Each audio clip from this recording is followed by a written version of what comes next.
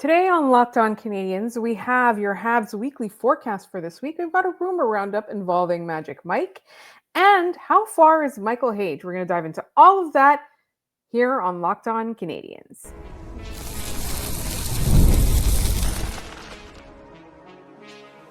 You are Locked On Canadiens, your daily podcast on the Montreal Canadiens.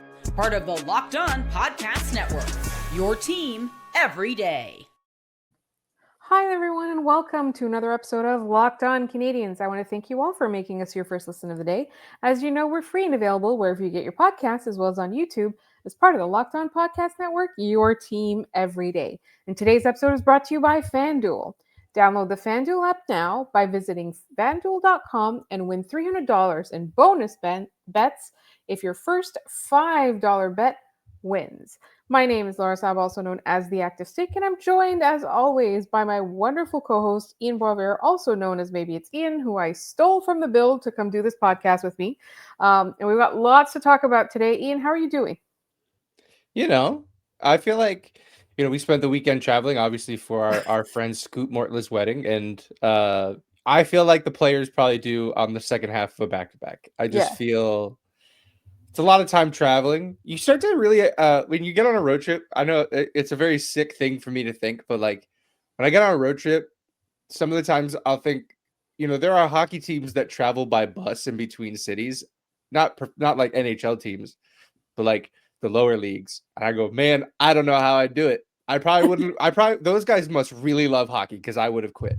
I was going to see one of my friends get married and I would do it again and again, but to do that every day, nah, forget it. Can't do that. Sometimes 3 days in a row. But much like the Habs on the second night of a back-to-back, we're going to rally. We're going to provide an episode, and hopefully the officials won't steal it from us. Today, what we're going to talk about is we've got 2 games on the docket for this week, so we'll do our weekly Habs forecast like we do on our Tuesday episodes generally.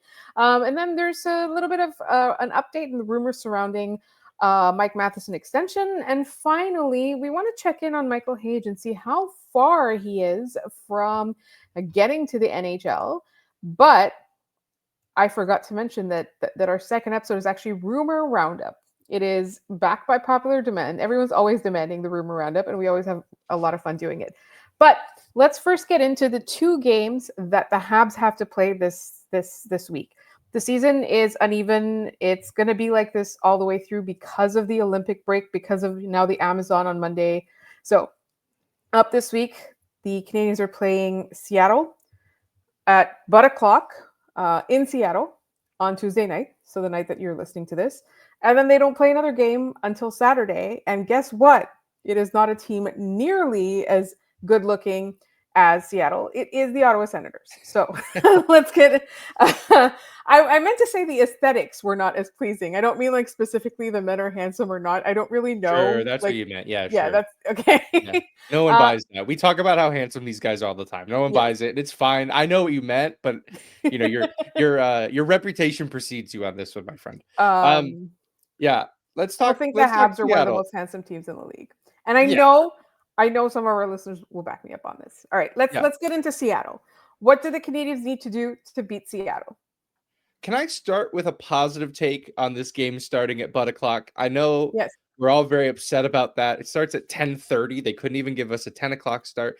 And I believe the reason for that is that this is part of the NHL's Frozen Frenzy, which is sort of their red zone equivalent where they're going to play hockey not all day, but for the majority of your evening.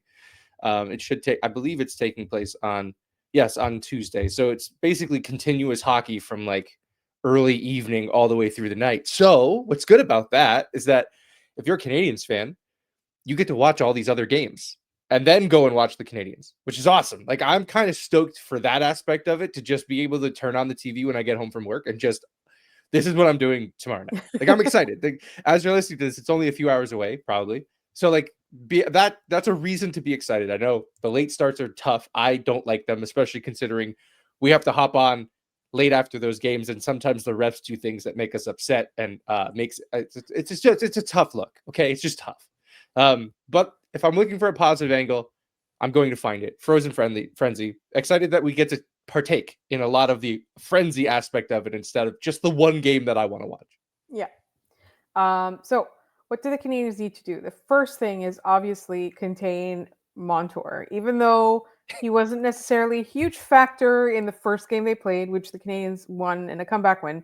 I just think that this person is too much of a hab killer to allow even an inch on the ice. Yeah, there are just some guys that just do that to Montreal. You know, I think about Eric Cole a lot. Eric Cole used to be a hab killer, and then they were like, "Why don't you just come play here?" And he did.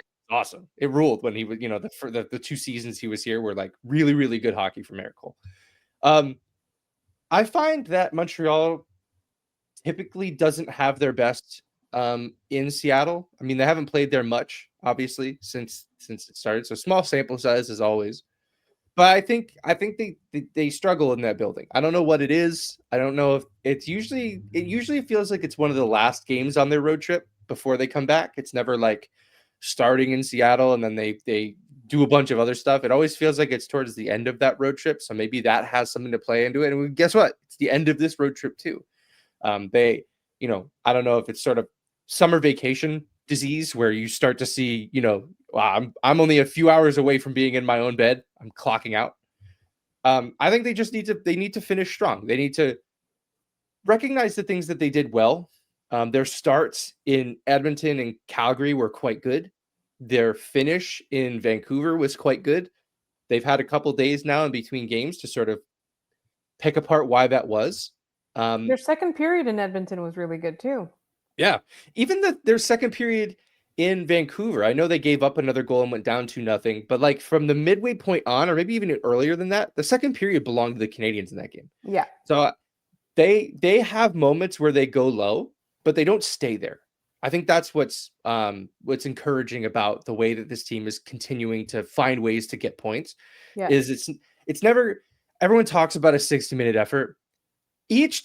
Some of the best teams in the NHL might have 3 or 4 of those a season.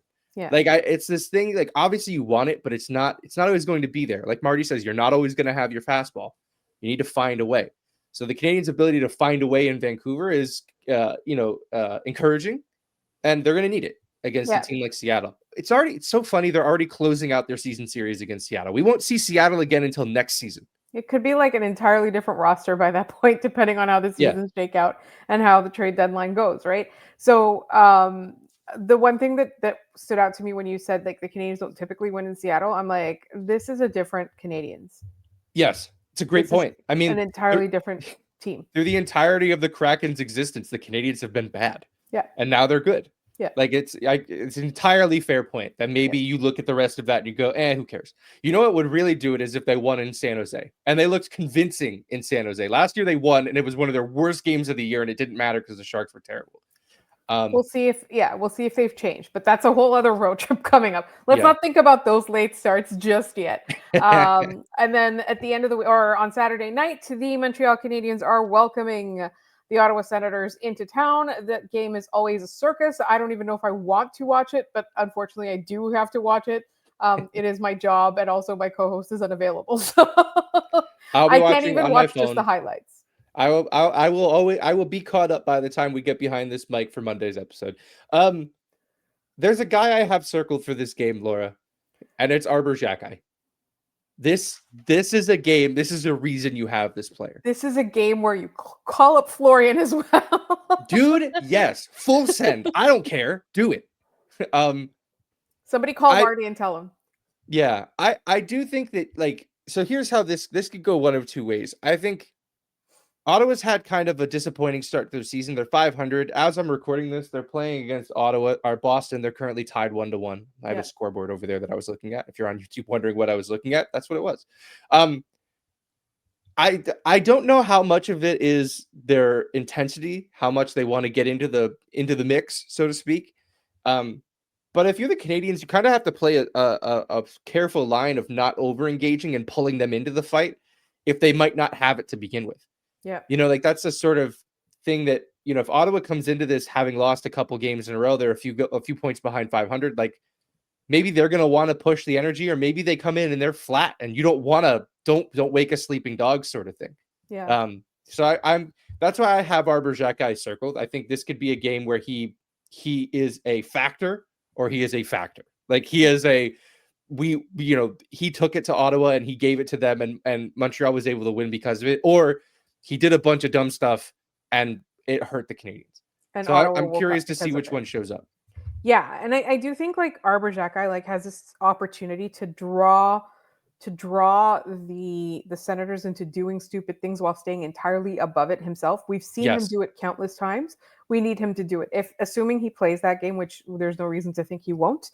I really think that this is, but I also wonder, like, I think, you call it Florian Xhekaj, but I also wonder, like, is that sending a message too? I really just like watching these two play, and I like watching them play together, and I like watching them play against Ottawa.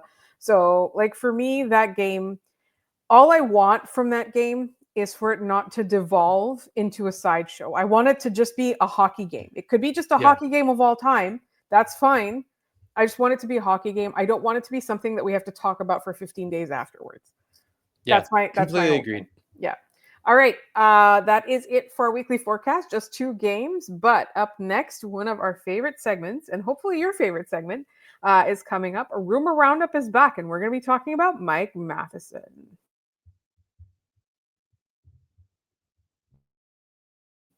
This episode is brought to you by Monarch. Let's be honest, most of us can't even name all our financial accounts, let alone what they're worth. Between 401ks, savings, and investments, it's easy to lose track. And that can mean leaving money on the table. That's why I started using Monarch, an all-in-one personal finance tool that brings your entire financial life together in one clean, easy-to-use interface on your laptop or on your phone. For me, Monarch was the most eye-opening when it came to my day-to-day incidental spending. Being able to track that through Monarch was like really illuminated for me how much money I was losing just by not paying attention to my spending. And Monarch can do the same for you. Monarch's visual dashboards and smart tools make it so much easier to understand where your money's going, how to make it work harder for you. Don't let financial opportunities slip through the cracks. Use code LOCKEDONNHL at monarch.com for 50% off your first year. That's monarch.com, code LOCKEDONNHL for half off your first year.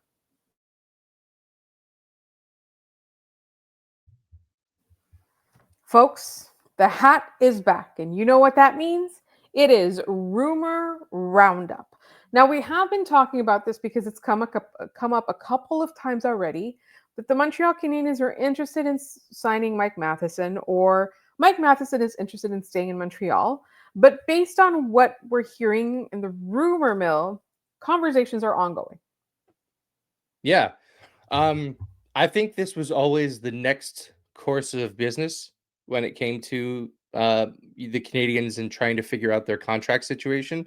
It's either going to be a trade or working on some other extensions, notably Patrick Laine, who that seems kind of far-fetched at this point, but Mike Matheson, who is on the last year of his deal. Contract year, Mike is killing it right now. So it makes sense. Do you have the rumors to speak of here? Yes. So this came from initially Dave Pagnotta. Just talked about how the Montreal Canadiens are looking to sign, are talking to Mike Matheson. Sorry, and then it depends on who you're listening to because the ask might be different, right? So initially, what he had said was they're going back and forth on that. I think a lot of it's going to depend on term more so than dollars, and this was a couple of days ago. And then Pierre LeBrun said that Matheson is looking to secure at least 4 or 5 years for it to make sense for him. It does make sense given his age. He's looking for some security and stability. So that term kind of makes sense. But then the latest we hear, which is yesterday, so like the first one was 2 days ago, and then this one was yesterday, I could see that being in the $6.25 to $7 million range on a 3-year term. So that's a little bit different. So if you're Mike Matheson, what are you looking for? I think he's looking for one last big cash in his NHL career. That's not to say that he won't get another contract after this, but with a rising cap, playing arguably the best hockey of his career, this is the time, right? This is the time for him to go in and get that money. Can I Can I bring some math into this? Of course. Laura? I have some numbers. This is what I do here. I know I have a lot of dumb bits like wearing silly hats. But this is numbers are the other thing. You have smart bits too. yeah. You know, we're inside us. There are two wolves, that sort of deal. Mike Matheson is the third most used defenseman at 5-on-5, not on the Canadiens. In the National Hockey League, there are two defensemen who have played more at 5-on-5 than Mike Matheson. He, among the top 15 in ice time among defensemen at 5-on-5, he has the lowest offensive zone start time. Only 5.4% of his shifts start in the offensive zone.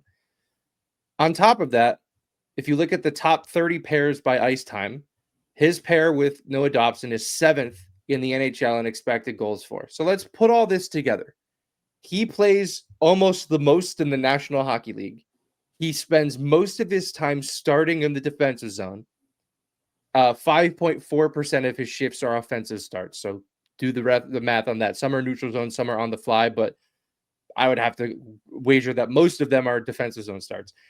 And his pair is 7th in the league in expected goals. In generating offense, we need to like be clear on that. Right. Well, that's a percentage, right? So it's 57.5%. So they are generating more offense than they are seeding, despite the fact that they start in the offensive zone all the time because the Canadiens are defensive zone all the time because the Canadiens want to start Hudson in the offensive zone for obvious reasons. Yes. So like they are given the harder assignment and it has not even mattered.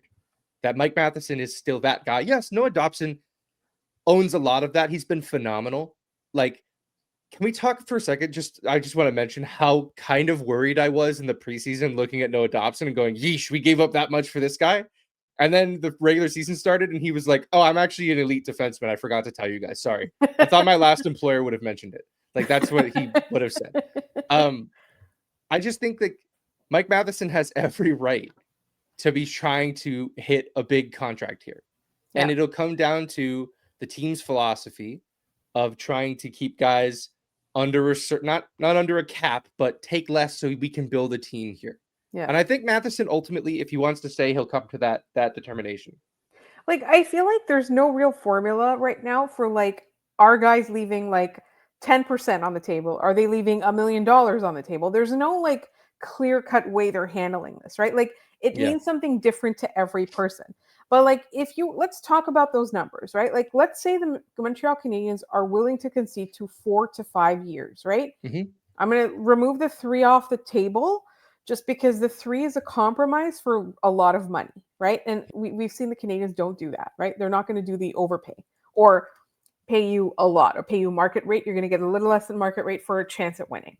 Yeah. How much do you give Mike Matheson for 4 to 5 years, given his age? And, however, knowing that Noah Dobson is also signed long-term. Yeah. I'm totally fine with 5x7. Yeah. 5 years, $7 million. Yeah. On this condition, there's no trade protection. Okay. That if he's looking into this for security and term, that's fine. And you'll stay a Montreal Canadian so long as we want you here. Yeah.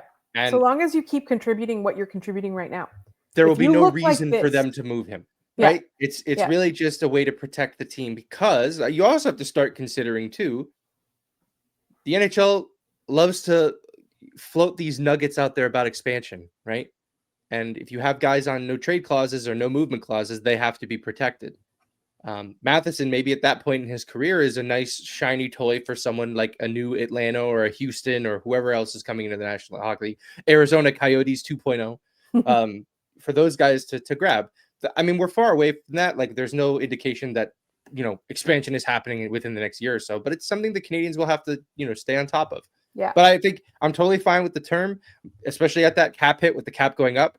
We're going to have to get used to the fact that like a $7 million defenseman in 3 years is going to be like a very low paid top 4 defenseman. Like that's what they're going to look like. Yeah. I was going to ask you, can you do the math that like today's cap versus, the 5 years from now cap?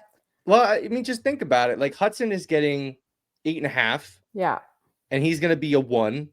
Mm-hmm. And Dobson's getting 9.5 and he's going to be a 1. Mm-hmm. And then like $2 million less. Like, I think it'll be fine because I think those contracts are steals at their given value. Like, I think $7 million for a guy like Mike Matheson who can play the penalty kill, who can play offensively and chip in with the going the other way. Like, he can do it all. That's what I find so refreshing about Matheson. He can play any way you want him to. Last year, he proved it, right? They're like, we're taking away your power play. You're going to play with Alex Carrier, and you're going to play on the penalty kill. And he did not disappoint. He looked good in those moments. Yeah. And I like our listeners challenging us sometimes, because I said something like, he needs to take less. And somebody was like they just listed all the things that Mike Matheson does on the team. And they're like, Laura, how can you ask for him to take less? Right. So, they're going to do it with everyone. Yeah. 5 by 7. Doing it with everyone. No trade, no trade protection at all. Like, I'm happy with that. Maybe some trade protection until like the last year or two. Yeah. And then take it away. Yeah, if we need to move you at that point, we need to move you. If you're like old, we're getting rid of you. We're getting a younger model. Yeah. All right, real quick, realism of this rumor. Yeah, 1 million out of 5. I would want to keep Mike Matheson if I was Kenny Hughes. Look at him, like he's playing a ton. Out of yeehaws, sorry, the yeehaws. Our units are yeehaws, and then excitement factor. Like 1 out of 5. Yeehaw. It's not exciting because I mean, we're going to keep doing this. It's right. It makes sense. It's the next course of business for this team. It's how I started this conversation, was like, okay, they have Hudson signed. Okay, both the GM and the president of hockey operations are signed. Now what? Now we got to figure out what we're going to do with this guy. Either lose him for nothing, lose him for something, or keep him on. Right. Yeah. So, all right. So that was our rumor roundup. I promise you there are some exciting ones. Sometimes people talk about, like, I don't know, Connor McDavid wanting to sign here or whatever. So we'll do those ones too. Those are much more exciting. But in the meantime, we are going to talk a little bit about somebody who is in the Montreal Canadiens system and who does eventually, we do expect to see him in Montreal. How far is Michael Hage? That's coming up next.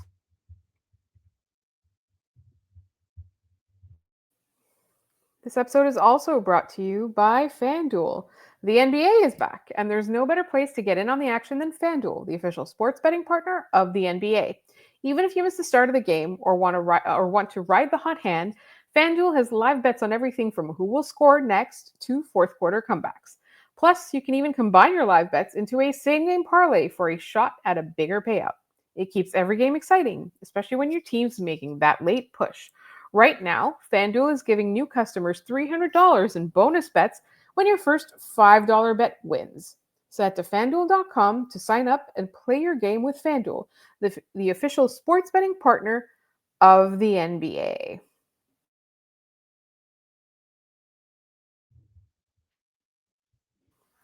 So we've been talking a lot about how the Montreal Canadiens are mounting comebacks. They're playing really well. They're really making us happy. We talked about, I looked up the NHL, like on the NHL website, like the stats leaders, and there's Montreal Canadiens in every one of them. Like that, it's been a long time since we've had that in this market, right?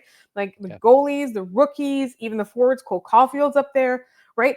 So it's been a while. And so sometimes like it's hard to kind of keep focusing on the future, but it is something that we want to do because Michael Hage so far has played 8 games and he has 14 points. He's got 6 goals and 8 assists, right? He is a blue chip prospect. And we wanted to kind of talk a little bit about, like, do we see him in Montreal anytime soon? And how far is that? Because I want to like caution against like penciling him into the second line center spot, because that's a problem the Montreal Canadiens are going to have to solve today, right? Like that, like this year's, assuming they make the playoffs, this year's team has to go in with a legitimate second line center. We do not have time to wait for somebody to develop, even if he's close to coming to Montreal. Yeah. And then, you find a second line center, a short-ish term veteran guy, a few years, then that's Michael Hage's spot. And you can play Michael Hage on the wing until then. I think Michael Hage does join the Canadiens at the end of this season, though. I think he signs his entry-level contract. And the reason I think that is that the Canadiens have shown that they're very comfortable allowing that to happen, especially coming out of college. We have 2 recent examples. We have Lane Hutson, and we have Jacob Fowler, who just signed coming out of his second year in the NCAA, signing his entry-level deal with the Canadiens. I know a lot of people shudder at that thought because like, oh, it gets him a year closer to UFA. Like it gets him a year closer to making actual money outside of your entry level. I But just want to ask, yeah, whose money is that? thank you, Laura. Thank you, Laura. I've been saying this. I try to hold myself to it, but I also try to say it a lot. It ain't your money, man. It's Papa Jeff's money. Let Jeff spend all the money he wants on any of this stuff. It's not your money. Relax. But one thing that I've noticed, and it was definitely a point of interest with the Lane Hutson contract, was that, yes, it got him to that RFA contract faster. He's still a year removed from it, but it got him there a year faster. If he had signed his 3-year deal that started the next year, like Fowler did, although I guess Fowler's not the greatest example, actually, come to think of it, because he didn't end up doing that. But Lane Hutson, yes, gets a year closer to that RFA, but he doesn't have enough professional seasons under his belt to qualify for an offer sheet or for arbitration. So yes, he gets to that restricted free agency faster, and he gets to earning real money faster, but he goes to that situation with no leverage, right? The Canadiens are in the driver's seat. That's what could happen with Ivan Demidov, because they just did that with him as well. They're going to get him to that RFA, and we're going to have these similar conversations a year out from him. As soon as this summer, he'll be eligible to sign his extension. So we'll be right there again. The Canadiens seem not only comfortable, but almost willing to eager to do that, to say, yes, let's get them to burn that year so we can get them to RFA without them having arbitration rights or the threat of an offer sheet. And then, if they believe so strongly in the culture, they're going to want to stick around, just sign for a good amount of, like, $8.5 million for Hudson's great for him. Yeah. But think of, like, if he had the threat of restricted free agency and all the tools that it encompasses. I think that's why you can, in my opinion, count on Michael Hage signing his entry-level deal at the end of the year. It just makes sense given what the Canadiens have done elsewhere and the timeline that this team is on. But then what do you do in that case? Like, do you bring him on the team and he just plays like low minutes? Yeah. I think, so much is going to happen between now and the end of the season, right? But I love the idea of potentially, the first line is still intact. The Kapanen and Newhook, Demidov line is still intact. And maybe you have Doc, Bolduc, and Hage on the wing. I kind of like that. That's fun. He's got two guys that are going to go in there and beat up dudes and get the puck for him. Yeah. Like, I think that's a fun use of that. Or you could find a way to put him on a line with Brendan Gallagher, who makes every line he's on incredible. Like, that's, I think, there are reasons to believe that, he can make it in the National Hockey League, not to the full extent of his power as soon as this spring, but he can be a contributing piece. And the Canadiens will hopefully at that point, they'll have other options. Like, it won't just be Joe Veleno, who's, the only other roster option at the moment. They'll probably make some trades and get some guys in at the deadline. But I think he could be a legit option if he continues to play the way that he is in the NCAA. Yeah. And he's really, really tearing it up. All right. So that was our episode for today. Now we have our trivia, which I don't think anyone got. No, there was no sickos on this one. It was sort of a sicko question. The question was, Ivan Demidov had 3 points in Vancouver on Saturday night. Who was the last rookie forward for the Habs to have a 3-point game on the road? My hint was that it was also in Vancouver. Do you remember the answer to this one, Laura? It was Rem Pitlick. It was Rem Pitlick. March 9th, 2022 at Vancouver, 3-point night. I know that there was a Prianta from Habs and High Heels on Blue Sky had posted that there was one involving Eric Desjardins, but that was as a teenager. I didn't say as a teenager. I just said as a rookie. And when Rem Pitlick was in Montreal, he was a rookie and was one of the higher scoring rookies for a lot of that season. So Rem Pitlick, the answer to today's trivia question. All right. Today's trivia question is a follow the player path. It is another sicko one. So please play along to all my Locked On Canadian sickos at home, in the car, wherever you are. Figure out the answer to this one. The player path is New York Islanders, Boston Bruins, Anaheim Ducks, Phoenix Coyotes, Montreal Canadiens. I'll do that one more time. New York Islanders, Boston Bruins, Anaheim Ducks, Phoenix Coyotes, Montreal Canadiens. If you have the answer, put it in the comments down below this video.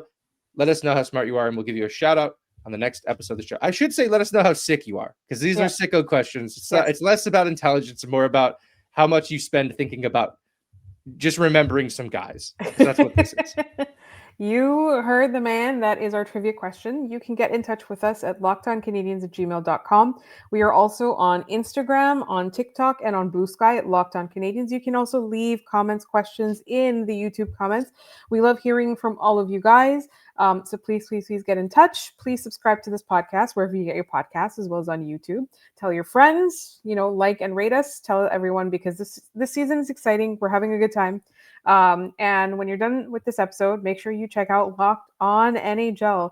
They're killing it with all the stories going on around the National Hockey League, and they have the Game Night podcast, which recaps every game and includes sometimes clips from us as well. So that's what you can do. You can also find my co-host all over social media at Maybe It's Ian. You'll find me at The Active Stick. Thank you so much for listening. We will be back tomorrow, maybe in our onesies. I haven't decided yet. After that Seattle game.